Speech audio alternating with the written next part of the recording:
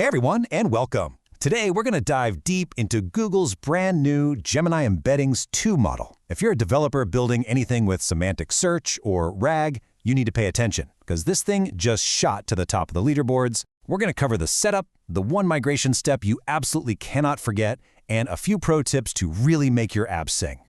So here's the game plan. First, we'll look at why this model is such a big deal. Then we'll get practical. I'll walk you through getting set up, generating your very first embedding, and then we'll tackle that super important migration piece. We'll wrap things up with some tips and tricks to get the most out of it.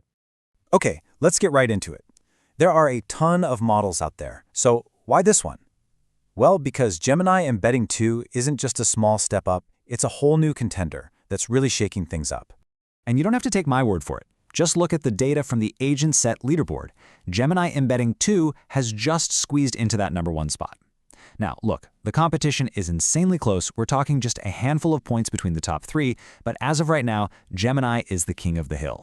And just to be crystal clear, this is a huge jump from what Google had before.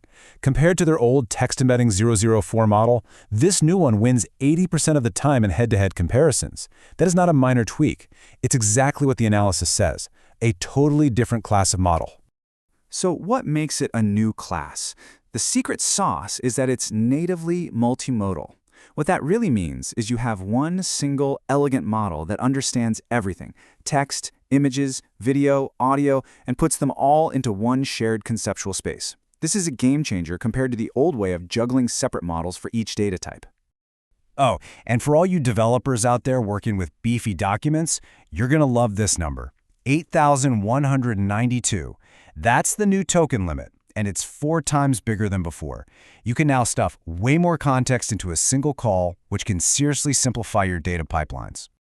All right, so we've covered the why. Let's switch gears to the how.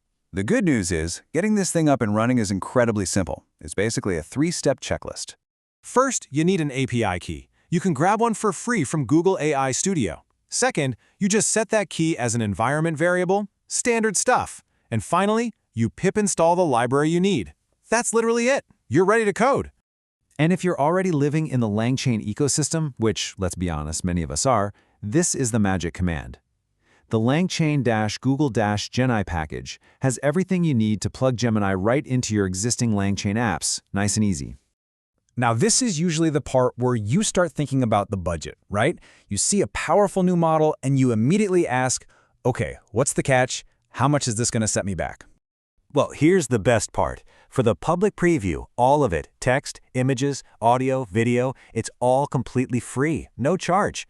This just demolishes the barrier to entry and lets you experiment and build without worrying about a bill.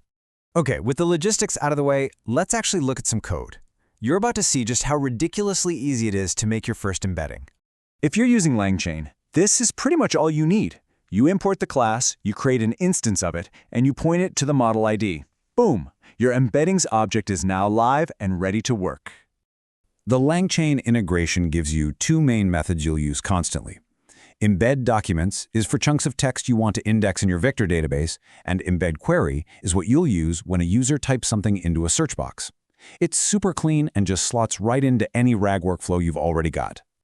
Okay, now for anyone who's thinking about switching from another model to Gemini 2, I need you to listen very, very carefully. This next part is, without a doubt, the most important and the most easily forgotten part of this whole process. This quote from the WebCool blog nails it. Different models create completely different vector spaces. They're just not compatible. Let's really break down what that means for you. Think of it like this. Your old model's vectors are like GPS coordinates on a map of New York City.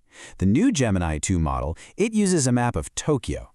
The old coordinates are completely meaningless on this new map. You can't mix and match. The two systems just don't speak the same mathematical language.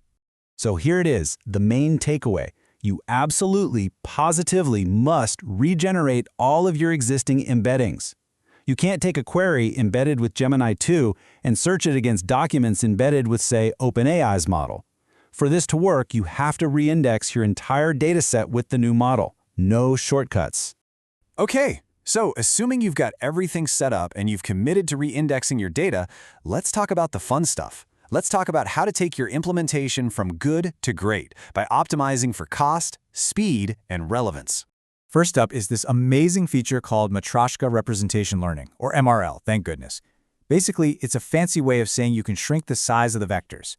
The model defaults to a big 3072-dimension vector, but MRL lets you chop that down without losing much quality. And smaller vectors mean less storage cost and faster queries.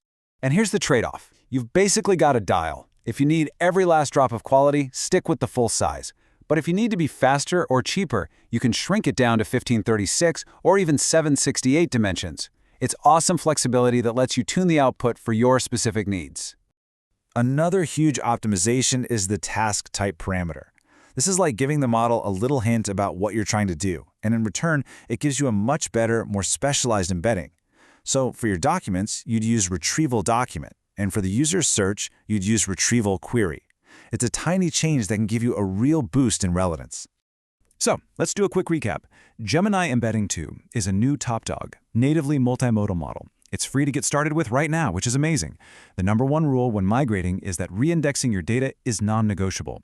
And finally, you can use cool features like MRL and task types to really fine-tune your implementation. And that pretty much wraps it up. The real magic here is having one single API that can place all these different kinds of data into one shared space. It unlocks a whole new universe of possibilities. So I'll leave you with this to chew on. Now that you can search for a picture using a sound clip or find a video using just text, what crazy, new, cross-modal app are you going to build first? Thanks for tuning in.